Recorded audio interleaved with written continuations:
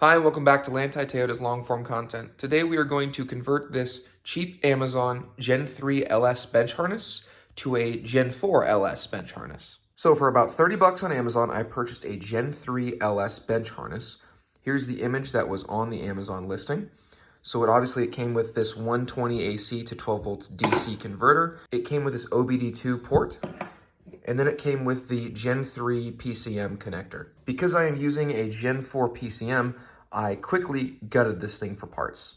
Now it was missing the CAN high port, I believe, and then one of the wires, the CAN low, was in the wrong spot. Simply swap those out. That's super easy. You just pull the pin, swap the sides, you're good. Now I went the route of converting the Gen 3 to a Gen 4 LS bench harness because I thought it would be cheaper. In reality, it's probably the same price. But I'm lazy and I thought it was a good idea. Do what you want. The cool part with this is it's mostly put together. All I had to do was add one CAN wire, and then I just decided to wire in a switch. The way this harness was set up is that your constant on was wired, and then so was your ignition on, so they're both always going to be hot. So you basically had no way to turn off your ignition on-off switch. So I just wired in just a simple rocker switch. Now, does that really matter to have a switched ignition power? I don't know, I've never done this before, but I would rather have it switched than unable to be switched. So now I'm going to trace these wires and show you how everything's wired up. I love White Monster. So this is a 120 AC to 12 volt DC adapter. So you plug this into a wall, taking 120 AC power, converting that to 12 volts DC power, goes to these two wires. This is your ground, this is your positive. This positive, which the person that made this, and hence why it was a cheap Amazon thing, it had electrical tape over it, which made me not trust it. So I took it apart, and it has, if you can see, these copper crimp fittings, and all they did was they took two positive wires, pinched them, twisted them, shoved them into that crimp end, and squeezed it. Not a terrible way to do that, but not the best way ever. So I took the crummy electrical tape off and I put these connectors on, which if you don't know what these are solder and seal wire connectors. These things are awesome. So instead of just having brittle solder and heat shrink tube, you have solder and these rings are glue. And so basically what this does is your solder is protected by a heat shrink tubing that's thicker than normal heat shrink, meaning that it's gonna be more resistant to bending and breaking because solder is brittle. And then these glue bits on the end basically seal that solder connection and make it as waterproof as possible. These things are awesome. You just hit them with a heat gun, it shrinks everything, and then it melts your solder together. So you're getting power from the wall, and this is going towards your ECM. So it's split in two. Now you've got your constant 12 volt on and your ignition 12 volt on, and of course there is a ground. Now going the opposite direction, if we take a look at our ground wire, you can see that it splits into two on the other end. So this is your PCM side, that's a single wire, compared to the positive, which is a dual wire PCM side.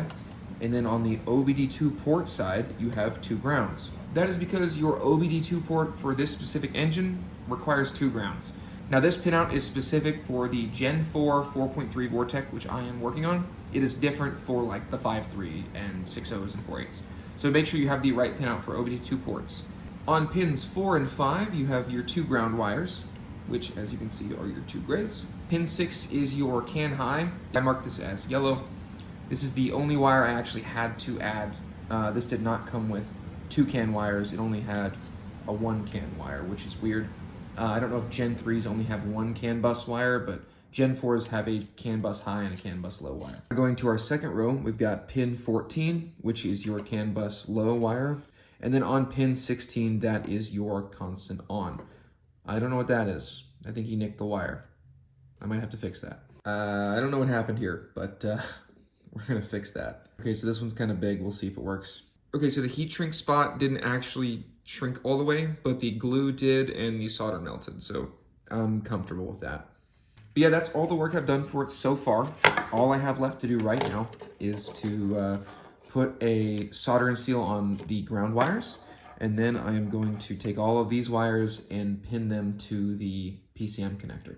Okay, so here's the connector from the E37 PCM that the Gen 4 4.3 Vortec runs off of. There's only a few pinouts we actually care about. They're going to be up on screen right now. Okay, and those are the ones we're gonna search for and separate. So my pinout's gonna be a little bit weird because you're not supposed to have this plug. This is the gray plug. There is a gray plug and a black plug. They're labeled like J1 and J2. I don't remember which is which, but you're supposed to be using this plug for a bench harness, and I have this plug from the junkyard. So this is the one that connects to the actual engine and computer, and this one is for your chassis harness kind of stuff. So this one's only really needed for like your drive-by-wire pedal, and that's the one I grabbed. So unfortunately, I'm going to have to rip all of those out of that and then repin it similar to this so that it works. The plugs are identical, but the wiring's different, which isn't a big deal. It's just that the colors are not going to be the same. Like, which one is it? This one is supposed to be your constant 12 volt on the black plug, and as you can see, it is not a red wire or a orange wire. This is a ground. As you can see, it's orange. That's also a ground, but you can use this orange one. And then there are also some ports in here. I'm gonna poke one of these. If you look here, this third blue dot right here that I'm poking, that is your ignition on, and then there's another CAN bus wire. I think it's this one. So I'll pull these plugs and throw another random wire in there, and just so I know which ones to do which. But once I put all those wires in, I can solder them, and by solder them, I mean solder and seal connector them into my harness. So I swapped some wires around, and I've got everything labeled. You don't need to swap all the wires, but I did. I simply did this because I wanted color-coded wires. So if you don't know this, in GM engines and computers, a pink wire is your ignition 12 volt. Now this is a pink wire with a black stripe because once again, this is the J2 connector. You're supposed to have the J1 connector.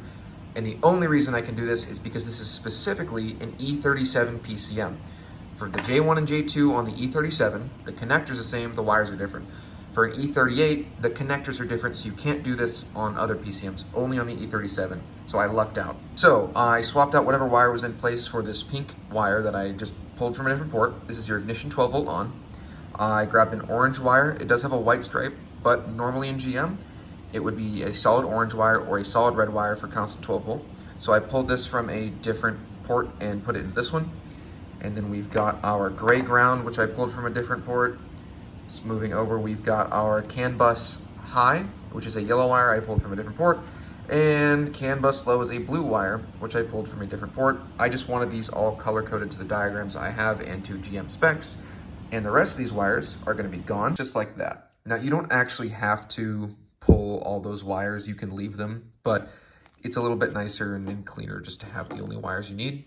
So all we gotta do now is take all these wires and solder and seal them to the harness.